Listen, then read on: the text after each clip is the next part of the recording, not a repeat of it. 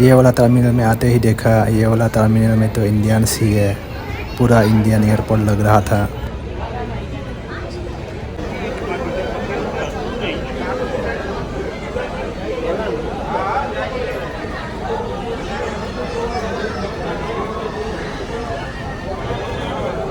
ये देखिए, ये वाला टर्मिनल से मैक्सिमम फ़्लाइट्स इंडिया ही जा रहे हैं।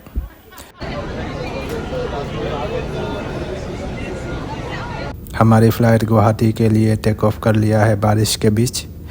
ये देखिए बैंकॉक सिटी।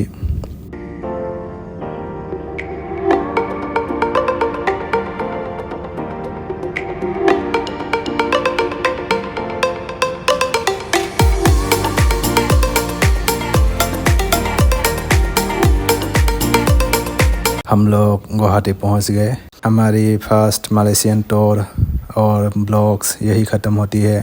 मिलते हैं अगले वीडियो में।